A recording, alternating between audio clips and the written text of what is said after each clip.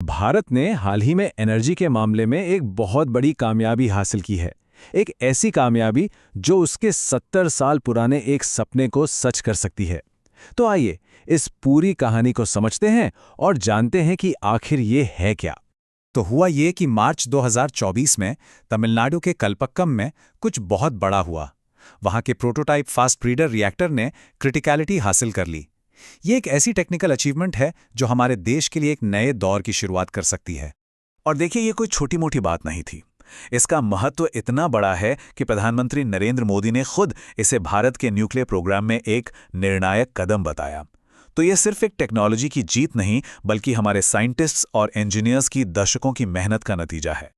लेकिन सवाल ये उठता है कि आखिर ये 70 साल पुराना प्लान है क्या, जिसका ये इतना ज़रूरी हिस्सा है? और क्या ये सच में भारत को आने वाली कई सदियों तक एनर्जी दे सकता है? चलिए पता लगाते हैं। इस पूरे मिशन के पीछे, इस पूरे विजन के पीछे एक ही नाम है, एक महान दूरदर्शी वैज्ञानिक का। चलिए जानते हैं इस सपने को देखने वाले के बारे में और उनके मिशन के बारे में।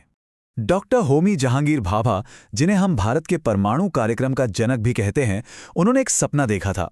एक ऐसा भारत जो एनर्जी के मामले में पूरी तरह आत्मनिर्भर हो। और उस सपने को पूरा करने का रास्ता उन्हें मिला भारत के अपने ही खजाने में, थोरियम के विशाल भंडारों में।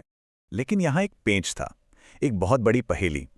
अगर हमारे पास इतना सारा थोरियम है तो हम उसे सीधे न्यूक्लियर फ्यूल की तरह इस्तेमाल क्यों नहीं कर सकते? और यहीं से असली साइंटिफिक चैलेंज की शुरुआत होती है। इसको ना एक सिंपल तरीके से समझते हैं। यूरेनियम समझिए एक रेडी टू यूज फ्यूल है जो तुरंत एनर्जी दे सकता है। साइंटिफिक भाषा में इसे फिसाइल कहते हैं। दूसरी तरफ है थोरियम, जो एक कच्चा माल है। इसे सीधे इस्तेमाल नहीं कर सकते, पहले इसे बदलना पड़ता है। इसे कहते हैं फर्टाइल, मतलब थोरियम को पहले किसी ऐसे पदार्थ में बदलना होगा जो एनर्जी पैदा कर सके। और इसी पहेली को सुलझाने के लिए डॉक्टर भाभा ने कमाल का एक जीनियस 3 स्टेज मास्टर प्लान बनाया। ये एक ऐसा सेल्फ सफिशिएंट साइकिल है जिसमें कुछ भी वेस्ट नहीं होता। एक स्टेज का वेस्ट अगले स्टेज का कीमती फ्यूल बन जाता है। तो पहला स्टेज समझिए, ये नींव है। इसमें हम नेचुरल यूरेनियम को खास तरह के रिएक्टर्स, जिन्हें प्रेशराइज्ड हैवी वाटर रिएक्टर कहते हैं, उनमें इस्तेमाल करते हैं। इससे हमें बिजली तो मिलती ही है, पर साथ में एक बहुत ज़रूरी बाई प्रोडक्ट भी मिलता है, प्लूटोनियम 239। और यही प्लूटोनियम हमारे दूसरे स्टेज का फ्यूल बनेगा। अब आता है सबसे ज़रूरी और सबसे क्रिटिकल स्टेज, स्टेज 2, जिसे मल्टीप्लायर या ब्रीडर स्टेज भी कहते हैं। यहां हम स्टेज 1 से मिले प्लूटोनियम को फ्यूल की तरह इस्तेमाल करते हैं।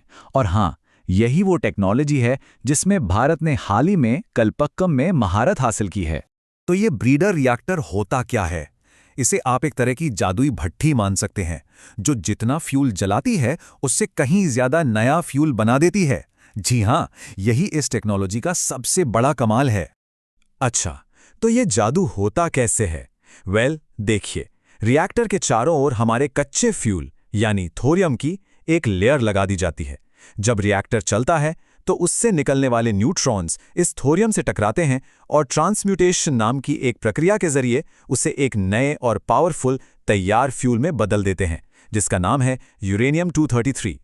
कलपक्कम में क्रिटिकलिटी हासिल करने का सीधा सा मतलब यह है कि साइंटिस्ट ने रिएक्टर के अंदर एक self sustaining nuclear chain reaction शुरू कर दिया है। जैसे एक बार आग जलाने के बाद वो खुद जलती रहती है, ठीक वैसे ही ये रिएक्टर अब लगातार एनर्जी पैदा करता रहेगा।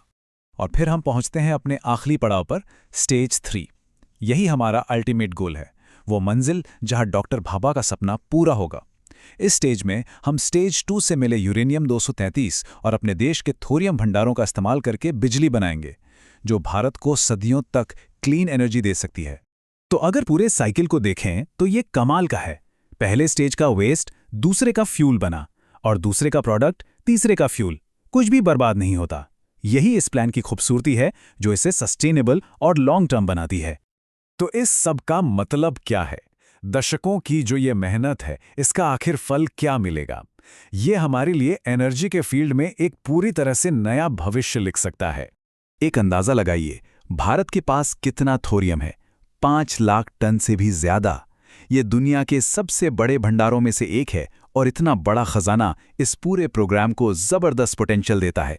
अगर ये प्लान पूरी तरह कामयाब हो जाता है तो इसका मतलब है भारत के लिए सदियों तक क्लीन एनर्जी का एक न खत्म होने वाला सोर्स।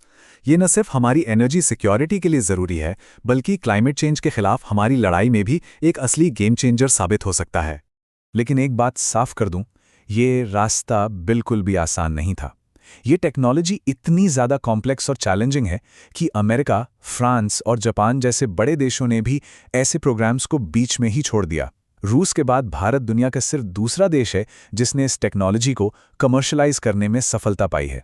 ये अपने आप में एक बहुत बहुत बड़ी जीत है। तो क्या कलपक्कम की ये कामयाबी डॉक्टर भाभा के 70 साल पुराने सपने को हकीकत बनाने की दिशा में सबसे बड़ा कदम है? क्या भारत अपनी एनर्जी की किस्मत खुद लिखने के बहुत करीब पहुंच गया है? खैर, इसका जवाब तो आने वाला वक्त ही देगा, लेकिन इतना तो तय है कि उम्मीद की एक बहुत मजबूत किरण जगी है।